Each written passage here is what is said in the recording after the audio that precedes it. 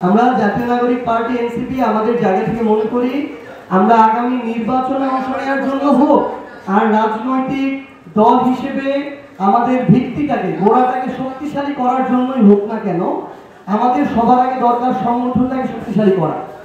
এই জন্য আমি জাতীয় নাগরিক পার্টির উত্তরাঞ্চলের মুখ্য সংগঠক হিসেবে আমাকে এই দায়িত্ব দেওয়া হয়েছে যে উত্তরাঞ্চলের যে জেলাগুলো রয়েছে, উপজেলাগুলো রয়েছে, ইউনিয়ন, ওয়ার্ড, এগুলোর দ্রুততম সময়ের মধ্যে আমাদেরকে সময়সীমা বেঁধে দেওয়া হয়েছে।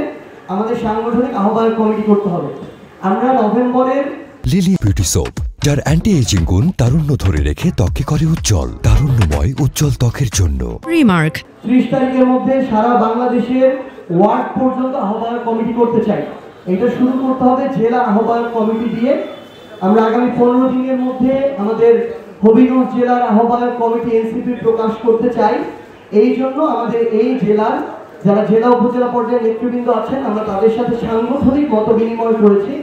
আমরা আমাদের পলিসিগুলো বলেছি, আমরা তাদের মতামত শুনেছি।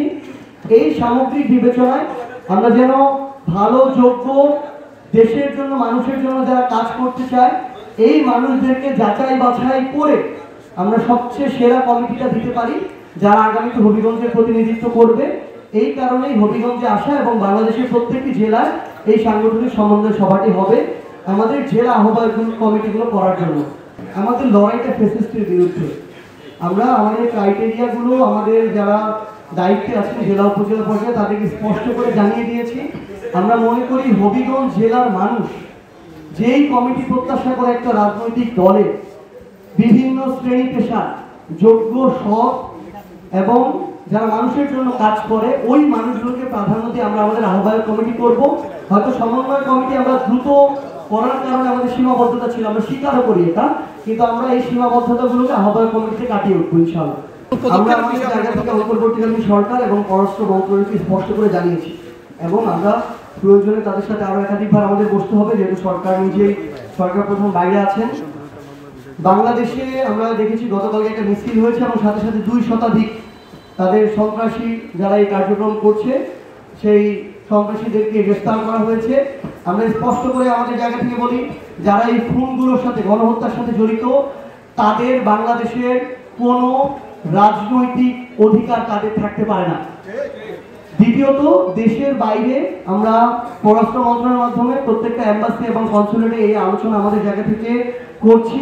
আপনি ইতিমধ্যে জেনে থাকবেন আমাদের সদস্য সচিব জাতীয় নাগরিক পার্টি এনসিপির আক্তার হোসেন নিজে ইউএসএতে একটি মামলা করেছেন এবং আমরা মনে করি যে যে সকল সন্ত্রাসীরা বাংলাদেশের বিন্দুমাত্র জায়গা না পেয়ে যেই বাংলাদেশ থেকে তাদের জননী মানুষের ভয়ে দেশ ছেড়ে পালিয়েছে, যাদের পতন হয়েছে, যারা বাংলাদেশে জায়গা না পেয়ে বিদেশে গিয়ে লুকিয়ে পাড়ি জমিয়েছে, তাদের বিরুদ্ধে দেশে এবং দেশের বাইরের আমাদের যারা প্রবাসী ভাইরা রয়েছেন তারা সোচ্চার হবেন।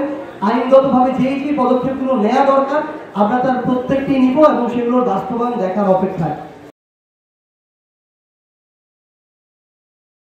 লিলি বিউটি সোপ, যার অ্যান্টি এজিং গুণ তারুণ্য ধরে রেখে ত্বকে করে উজ্জ্বল, তারুণ্যময় উজ্জ্বল ত্বকের জন্য। রিমার্ক